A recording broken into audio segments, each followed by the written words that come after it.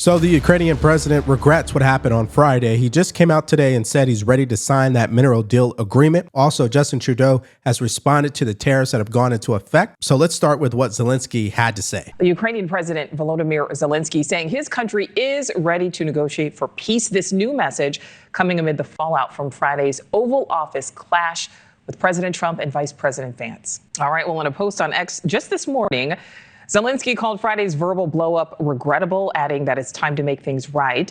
Zelensky's message coming hours after President Trump stopped additional U.S. military assistance to Ukraine. And in recent days, European leaders have rallied, pledging their unwavering support for Ukraine. Now, that official post he put up earlier this morning, it's almost at 13 million views. I'm going to highlight 3 points that he made. Number one, I'd like to reiterate Ukraine's commitment to peace. None of us wants an endless war. Ukraine is ready to come to the negotiating table as soon as possible to bring lasting peace closer. Nobody wants peace more than Ukrainians. My team and I stand ready to work under President Trump's strong leadership to get a peace that lasts. Point number two, we do really value how much America has done to help Ukraine maintain its sovereignty and independence. And we remember the moment when things changed when President Trump provided Ukraine with javelins. We are grateful for this. And finally, regarding the agreement on minerals and security, Ukraine is ready to sign at any time and in any convenient format. We see this agreement as a step towards greater security and solid security guarantees, and I truly hope it will work effectively. Now, we already know that the Democrats are continuing to criticize this entire strategy from President Trump, even though clearly it has demonstrated that it has made more progress than Joe Biden ever had in his entire time in office. And let me just go through some of the outrageous statements so we can debunk them, starting with this one. Essentially, what this administration is doing is changing sides in the war between Russia and Ukraine. It's devastating. Europe is still trying to make sense of it. The president will address it tonight, and I think that this will sort of complete the process of moving the U.S. from siding with our ally Ukraine to siding with Russia in ways that are going to be very disruptive. So the real truth is that President Trump is trying to get Putin to the negotiation table. In order to do that, he cannot antagonize him. Everybody knows that. It's common sense. But Democrats in the media believe this is a perfect time to keep pushing talking points because they act like it's still 2024 and they're running an election.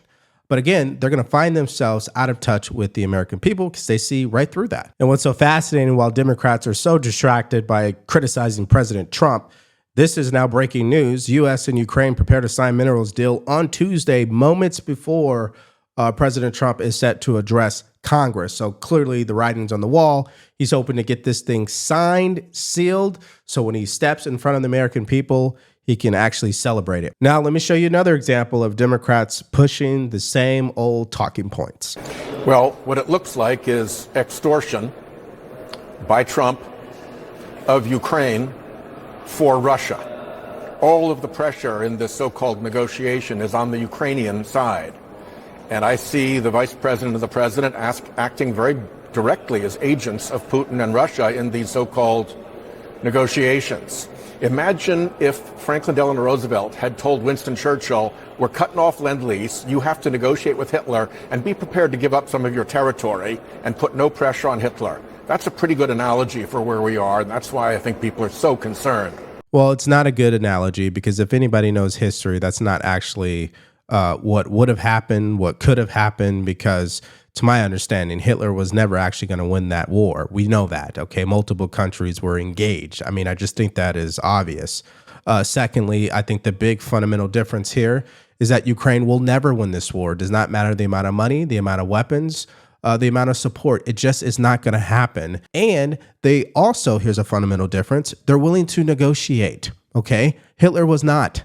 So again, this is them being disingenuous, and it's unfortunate because, again, the American people see right through this, and that's why CNN just published another poll showing that. Well, I think the easiest way we can kind of just ask this is, do Americans like the way that Trump's handling his job and compare it to how they felt about Joe Biden? So this is the net approval rating. You look at Joe Biden back in 2024, he was 22 points underwater. Holy cow. You look at Donald Trump, it's just a different planet entirely. I mean, the gulf between these two is wider than the Gulf of America or Mexico, depending on which side of the aisle you stand on. He's at +2. So look, at this particular point, Americans are giving Donald Trump the benefit of the doubt. He's doing considerably better than Joe Biden was doing on the handling of the Russia-Ukraine conflict. And so on this simple question, I think Americans are saying, Okay, Donald Trump's doing all right on this. What about specifically on how they feel about bringing the war to an end? Yeah, okay. So, look, questions on this can be quite complicated, but I think this kind of gets at sort of where the American trend line is. Americans on the Russia-Ukraine war want a quicker end of the war, but Russia keeps its captured land. Look at this.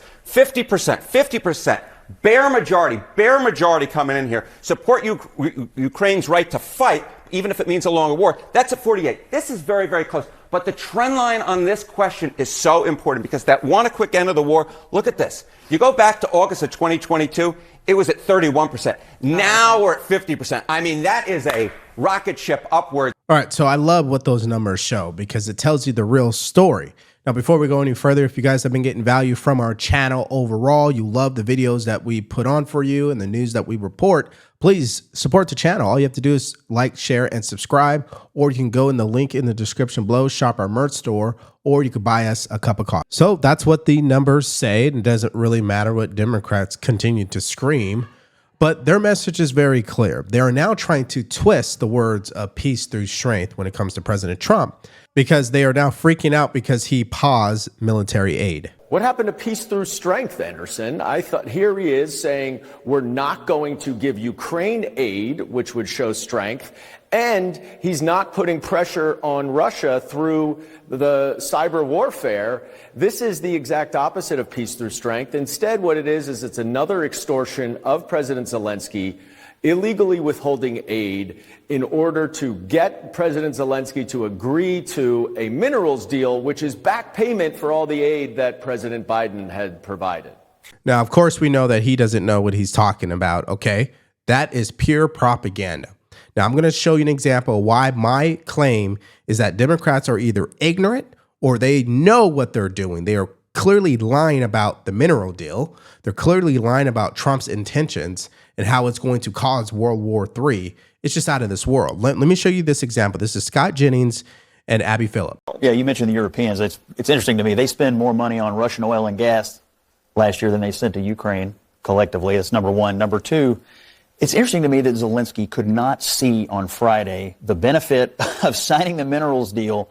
That in and of itself is a security guarantee. When our interests become your interests, that is a security guarantee. You're never going to get Trump to sign an agreement saying, well, we'll eventually put boots on the ground. Scott, is not a security guarantee. It is, because we would have guaranteed our own interests. On top of that, most of the minerals are in territory that is being held by Russia. But so the mineral deal is something that is. Are you saying that we would have entered into an economic situation and not defended it? It's near and dear to Donald Trump's heart, but it is not a security guarantee. I disagree. The president is to put. Guys, I'm not even going to entertain what she said because we know that is being disingenuous.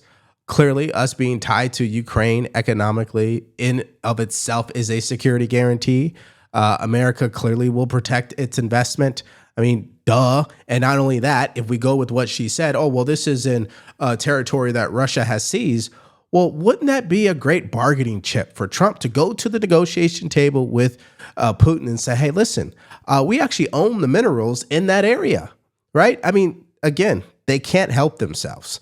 And so we'll see what happens from here. But this goes to our next story, actually, because not only is President Trump getting a lot of heat from how he handled Zelenskyy, he's getting a lot of heat for these tariffs. You could argue a new trade war has kicked off with Canada and Mexico because they both have responded. And first, we're going to start with Justin Trudeau and what he had to say.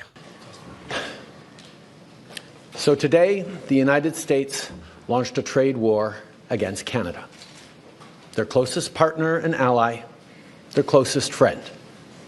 At the same time, they're talking about working positively with Russia, appeasing Vladimir Putin, a lying, murderous dictator. Make that make sense. Canadians are reasonable, and we are polite, but we will not back down from a fight. Not when our country and the well-being of everyone in it is at stake. Yeah, so first off, I will respect any Canadian who criticizes this tariff move by saying, hey, you know what, this is threatening our citizens and, we don't like it. I respect that. But what I don't respect is suggesting that President Trump is cuddling up with Putin, because then that means you're just another globalist out there pushing these talking points because you want to continue to fund that endless war. That's when all respect goes out the window. Now, clearly, I'm not talking to people who live in Canada, who are Canadians. I'm talking to the leadership of Canada, who has clearly failed that country. Now, he goes on to say this. Now, it's not in my habit to agree with the Wall Street Journal. But Donald, they point out that even though you're a very smart guy, this is a very dumb thing to do. We two friends fighting is exactly what our opponents around the world want to see. So at this point, one has to be wondering, what is it that we're missing in all of this? Because one side says, hey, you know what? Why are we doing this to Canada? Is it really worth it? Do they really deserve this? And the other side, which is the Trump administration, is saying, I don't care how much fentanyl has been smuggled over the border. The fact is it's being smuggled over the border. We got people on the terror watch list that come through Canada to get into our country. Enough is enough. And the trade agreement has been one-sided for quite some time. And so the bottom line here is we're going to find out shortly exactly what this is going to look like as it pertains to a new trade agreement that I know will probably come here in the near future between Canada and America, where President Trump feels like America is getting a balanced deal in all of this. Now, here's what Justin Trudeau said that Canada is going to do in response. At the moment, the U.S. tariffs came into effect in the early hours of this morning, and so did the Canadian response. Canada will be implementing 25% tariffs against $155 billion worth of American goods, starting with tariffs on $30 billion worth of goods immediately, and tariffs on the remaining $125 billion of American products in 21 days' time. Now, here's what President Trump had to say in response to Justin Trudeau's message. Please explain to Governor Trudeau of Canada that when he puts on a retaliatory tariff on the U.S., a reciprocal tariff will immediately increase by a like amount. Now, here is the Senate Majority Leader, John Thune, on Fox News explaining what he thinks about all this. I think what the president's trying to achieve here, particularly with Canada and Mexico, is shutting down the fentanyl traffic. And if you look at the way fentanyl has impacted this country, we've lost almost twice as many people per year from fentanyl as we lost in the entire Vietnam War. I mean, this is a crisis, and the president's trying to address it. I think that the tariffs are, in my view, a means to an end, not the end itself. And hopefully it's something that can be temporary in nature, but there is clearly, on his part at least, an attempt to use these in a targeted way to achieve and accomplish something that I think a lot of the Americans expect him to address. Now, I'm not a Republican strategist, of course, or a communication expert, but one thing I would definitely suggest the Trump administration to do is they need to get ahead of messaging, and they need to make sure the American people understand why he's doing this. And if it is due to the fentanyl crisis, which I believe it is, because he has stated that, they need to continue to pound that message home, because we know what Democrats are going to do. They're going to say that this is hurting American people, and they're going to find that one person, they're going to find that one business owner to support that narrative. And I just don't think that is actually conducive to this America First agenda. And hopefully they get ahead of that. What do you need to see from Canada to roll back these tariffs? Look, the president's going to have conversations with the Canadians. We need to see real engagement on the fentanyl issue, on the drug issue. That is fundamentally the underlying element of these tariffs, is we think the Canadians have not been serious about stopping the drug trade. Now, people will sometimes say, well, if you look at the numbers, the Mexicans send way more fentanyl into the United States than the Canadians do. The Canadians have allowed a lot of fentanyl to come into the country. It's not a defense to say more has come from Mexico, because way too much has come from Mexico too. Now, the bottom line here is if anybody tells you tariffs don't work, you should look at them stupid, okay? Because you have to think about Apple, Honda, these other big corporations that are committing over $1 trillion of investment into our economy. Manufacturing plants will be built in Arizona, Indiana, in the Midwest in regards to AI. I mean, there's a lot of things Trump has been able to do by using tariffs that are positive. Now, you can argue there will be some bad, but temporarily. An example of that is going to be the price of vehicles. Why? Because they come from Mexico. And the point is, why are we not tariffing Mexico? Why are we allowing them to gut our own auto industry? right? This is why the United Auto Workers, the union, came out and praised President Trump for placing tariffs on Mexico. So the intent here is to incentivize companies in America to manufacture here. And so we'll see if that actually happens. Okay, so let me get your guys' answers in the comment section below to this question. What do you think of Justin Trudeau's response? We know he's going to slap retaliatory tariffs on America. Do you believe that is the best strategy for Canada? Do you believe anything that he says? Do you believe that Trump is wrong in this regard? Let me know what your thoughts are about all that in the comment section below. Now, I'll tell you who's wrong. That is the Democratic Party, because this morning they humiliated themselves. For some reason, they thought it was smart to post a social media campaign protesting President Trump. But there's one problem.